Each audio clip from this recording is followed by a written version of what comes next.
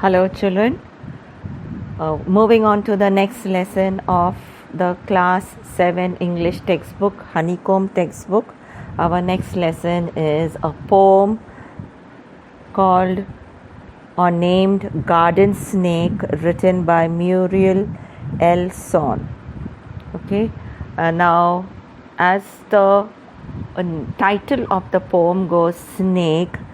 No, the title of the poem is Garden Snake, but when you hear the term snake, it it creates a picture in our mind of something that is not very liked by many of us. This reptile is not the one which is a favorite among all of us. The very picture that a snake creates in our mind, or the image of a snake in our mind itself, brings a frightful look in our minds. That is the mental picture that is created, that yes, it is poisonous, it will harm us and it will cause us death and all. Yes, it is, but not necessary that all snakes are poisonous. So now here the poet goes on to tell us about this very particular snake. Yes, we know snakes are poisonous, but as it is said that not all snakes are poisonous, some are just harmless, and they just like any other small tiny crawling insects, they, if you don't disturb them, or if you don't trouble them, they will just leave you alone. They will also not trouble you back. But if you go and irritate them or aggravate them, then of course you become a victim of their anger. Then of course snakes, it is that some people do make a living out of snakes. Like you must have heard stories of snake charmers, where they earn their daily livelihood by putting up street shows and earning their money for their daily survival. Then another category are those people who catch snakes, professional trained people, okay, not just anybody.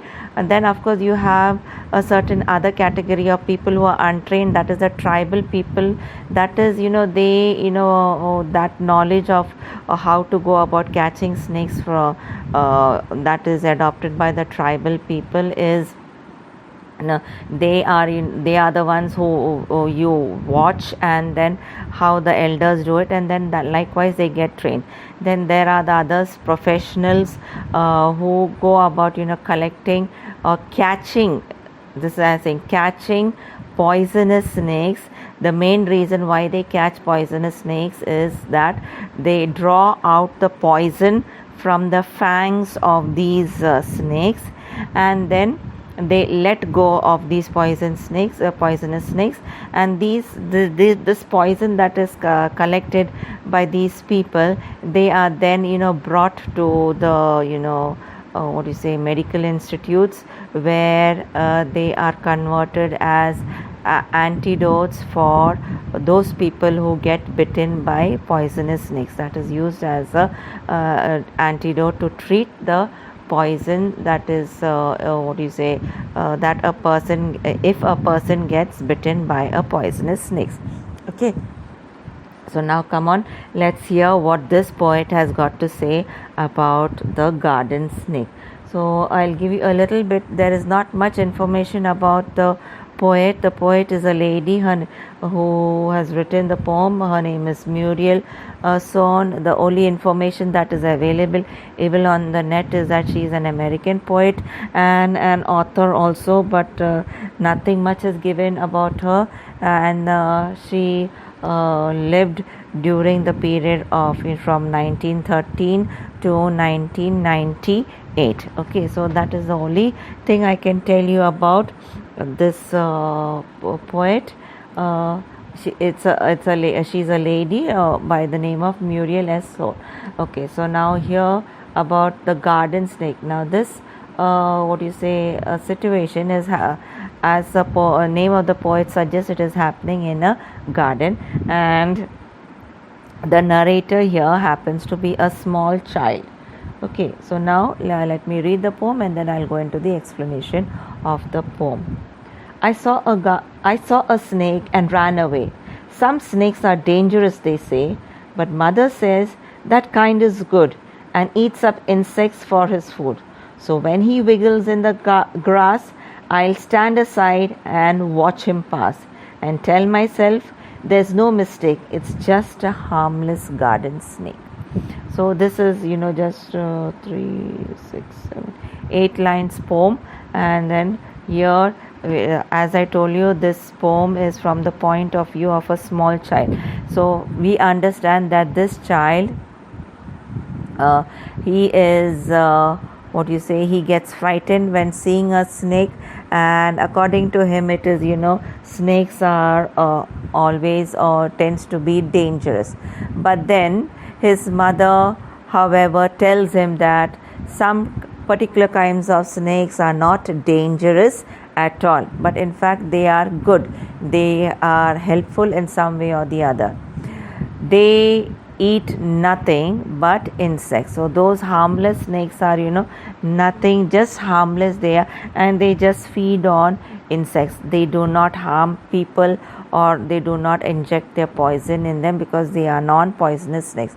Thereafter, when the narrator comes to know that okay, there are a certain breed of snakes that are harmless, and then that particular snake that he saw when his mother told him that it is just a harmless garden snake, so that from that time onwards, the narrator or the little child, he was no longer afraid of that garden snake. In fact, he becomes a little brave, okay, and stands aside. So now he knows that this garden snake is not poisonous, so that he becomes a little brave, and he's proud of the fact that yes, now he doesn't have to be afraid of the fact that he'll have to run away at the sight of the snake.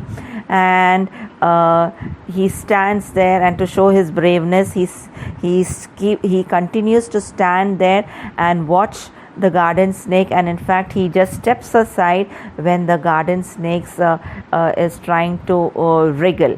Now here wriggle is, you have seen the movement of a snake, isn't it? How a snake moves on a surface. So here he says that this garden snake was trying to wriggle in the grass, so he just stands aside and he watches this moment of he watches this movement of the snake. So every time the narrator sees a garden snake, he reminds himself, or he assures himself, that there is nothing wrong, as this is just an ordinary garden snake who just feeds on insects. It is a harmless snake, and this harmless snake is not going to bring any harm on the narrator or to this little boy whatsoever. Okay, so this is what is all about the explanation of this poem. So I hope you have understood this poem, and if you want, I will just go again line by line. I saw a snake and ran away. Some snakes are dangerous, they say, but mother says that kind is good. So here again, as I've told you before, this is a poem written from a small child's point of view. So this narrator, or this young boy or this young child, he saw a garden snake, and immediately the sight of the snake made him just run away. And according to him, he says that some snakes are he says that according to certain people, some snakes are dangerous. Yes, no doubt they are dangerous, but then his mother tells him, but the mother says that kind is good. So but the mother tells him or informs him that that particular snake, what he is seeing, the little boy is seeing, is just a harmless snake and eats up insects for its food. And she also goes on to tell him that that snake, what you are seeing now, or what is in front of you, is just a harmless snake, and it only feeds on insects. So when he wiggles in the grass, I'll stand aside and watch him pass. So he says that when his mother told him that yes, this is just a harmless snake, he became brave. Okay, he was no more afraid of the fact that the snake may attack him, because he was assured that his after his mother told him that this is a harmless snake. So he became a little more brave, and then he stood there itself when he saw this garden snake, and in fact he just stepped aside when that garden snake was trying to move about or wiggle about on the grass. And I tell myself, there's no mistake, it's just a harmless garden snake. And so now to assure himself, because his mother has already told him that this is an ordinary garden snake which is a harmless, so again to give that assurance to himself, he also tells himself, or he gives the assurance to himself to make him a little more braver, that this is nothing, this is just an ordinary garden snake, and this is not going to be harming or going to bring me harm whatsoever. So with this I come to the end of this audio. I hope all of you have understood the explanation of this poem. Thank you. Goodbye, children.